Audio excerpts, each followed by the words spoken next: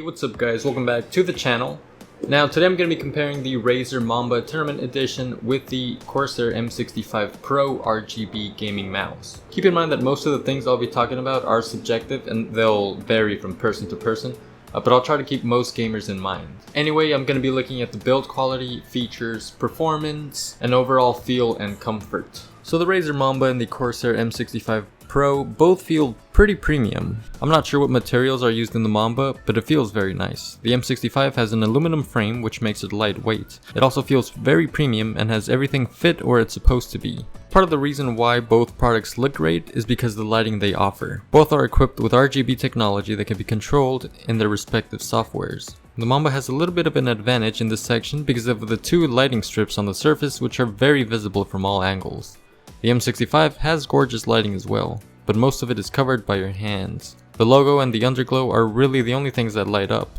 There is some light coming under the scroll wheel, but honestly, I've never even noticed it. By the way, the lighting on the white M65 looks better than on the black one in my opinion. But again, the Mamba lets you really show off that RGB. One thing that the M65 has that the Mamba doesn't is the weight system on the bottom. On the M65 there are 3 little weights that can be removed easily. I was only able to remove one because the other 2 just didn't want to come out. With this feature you can adjust the weight to fit your playstyle. The Mamba's weight is fixed, but that hasn't really been an issue for me. In fact, I've not removed any weights off the M65 because there's not a big enough difference for me, but I'm just a casual gamer. You guys may think otherwise. With that said, if the mouse weight concerns you, then the M65 Pro might be your better option. The M65 also has larger gliding pads on the bottom which allow you to glide with a smoother feel. I noticed this as soon as I started using it. It is smoother than the Mamba, very smooth. So now with the buttons. There are some differences. The Mamba has 9 programmable buttons, the left and right buttons, the 2 on the left side, the DPI up and down buttons, and the regular scroll wheel button,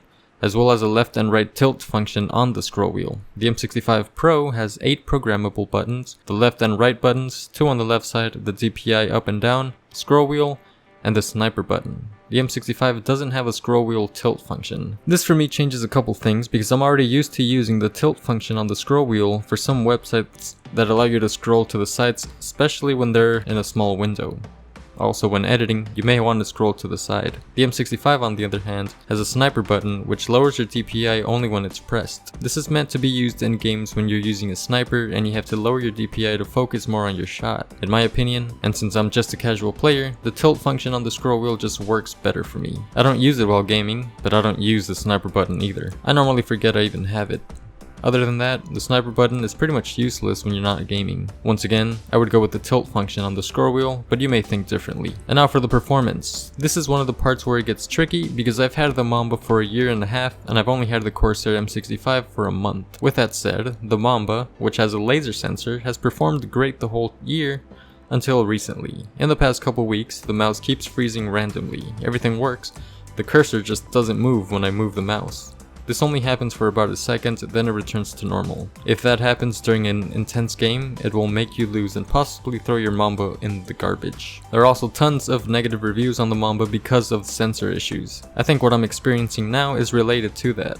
On the other hand, the Corsair M65 has an optical sensor which is widely accepted as the better type of sensor. This mouse has posed no problems when it comes to the sensor. Everything is incredibly responsive and smooth. So regarding the sensor, the Mamba is more of a liability, so the M65 is probably better. Now to the other tricky part, and probably the one that'll help you choose one over the other. Comfort. Both of these mice are very comfortable, but over time, one will be more comfortable than the other because they have different designs for different grip styles. The Razer Mamba is a bit beefier because it's meant to be gripped with your palm.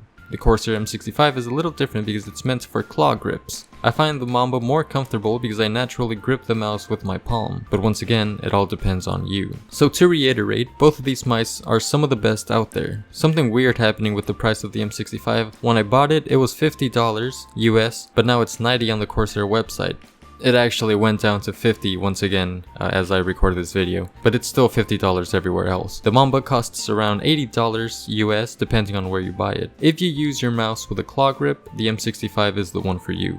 It's perfect for that. If you grip your mouse with your palm, then the Mamba might be the one for you if you have the extra money. Another mouse to keep in mind is the Razer Death Adder. It has almost an identical body to that of the Mamba, but it's cheaper and it has an optical sensor. It's very popular. I've made videos about it in the past as well. they'll be linked down below. I would recommend you go to a Walmart or Best Buy, and if they have them on display, try them out there and see which one fits better for you. So this video took a little bit longer than the other ones to record. I would appreciate it if you left a thumbs up and maybe considered subscribing. Thank you guys for watching, and I'll see you guys in the next one.